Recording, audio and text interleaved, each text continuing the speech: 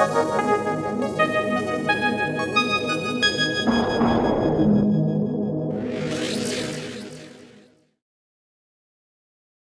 वालेकुम। आप देख रहे हैं यूट्यूब चैनल बे से बातें और मैं हूं बिलाल अहमद खाकी।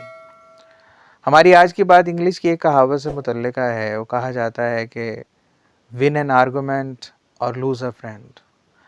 अब इसका मफ़हूम तो ये बनता है कि जब दो दोस्त आपस में किसी बात पे तकरार कर रहे हैं तो हम तकरार बहुत दफ़ा जो है गुफ्तगू कर रहे होते हैं ना, या बहस व मुबाहिसा, तो सिर्फ जीतने के लिए कर रहे हैं, अपनी अना की तस्कीन के लिए कर रहे होते हैं। तो इस कहावत में एक नुक्ता बयान ये किया गया है कि अगर आप आर्गुमेंट जीत भी जाते हैं तो दूसरी तरफ ये चांस भी हो सकता है कि आप दोस्त खो बैठे हैं। अब आप पर है कि आपने क्या करना। अगर आप समझदार हैं और दोस्त आपके लिए बहुत अहम है, कीमती है, वो आपसे प्यार करता है, वो आपके लिए अहम है, वो आपके लिए राहत का बायस हो सकता है, या ज़िंदगी के बहुत सारे पहलुओं में उसने आपका साथ दिया है, तो कोई बात नहीं, थोड़ी देर के लिए आर्गुमेंट हार जाएं, क्योंकि वो हारना जो होगा ना, वो आपके दोस्त को आपके साथ जोड़े रखेगा। लेकिन हमें इर्द गिर्द अगर आप देखें तो दोस्त अहबाब में ये चीज़ अपोजिट होती नज़र आती है। हमारे यहाँ कन्फ्रंटेशन का रुझान है, हम एक दूसरे को नीचा दिखाना चाहते हैं, कन्फ्रंट करते हैं, दूसरे को गलत साबित करना चाहते हैं। ये भी तो हो सकता है कि जो वो दूसरा बात कर रहा है वो भी आपको समझ नहीं आ रही, शायद आने वाले वक्त में समझ आ जाए। क्योंकि हमारे इर्द गिर्द हमें ये भी तो सुनने को मिलता है कि यार हाँ, तुमने तब ठीक ही कहा था, काश मैंने तुम्हारी उस वक्त बात मान ली होती। तो अगर आपको किसी की बात समझ नहीं आ रही होती तो असातिज़ा भी हमें ये सिखाते हैं कि हमें उसकी बात को, एडवाइस को कहीं ना कहीं अपने जहन के खाने में रख लेना चाहिए। हमें बहुत मुश्किल होती है किसी की बात को एक्सेप्ट करके अपने अंदर जगह देने में।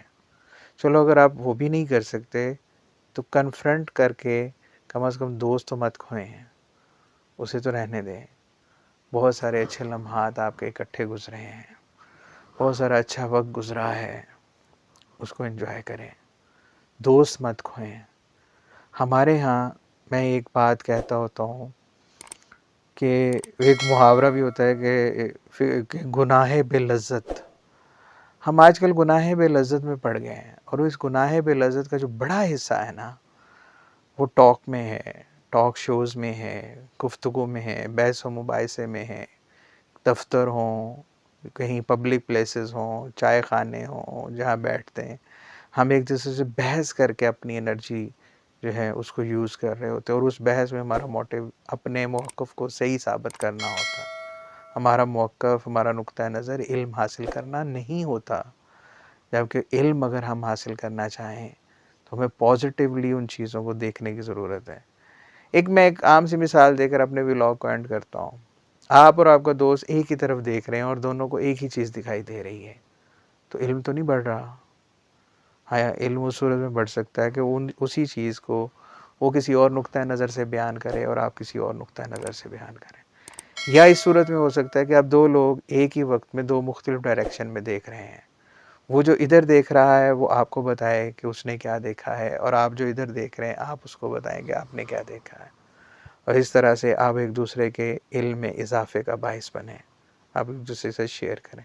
लेकिन ये जो अपोजिशन है ना, हमें यही तो कबूल नहीं होती, यही तो हमारे अंदर समाती नहीं है, और हम सिर्फ एक ही नुक्ते पे आना चाह रहे होते हैं, और वो होता है कि जो हम कह रहे हैं कि ठीक है, जो हमारी अकल कह रही है, जो हमारे दलाइल कह रहे हैं, जो हमारे पास इल्म कह रहा है जो ठीक है।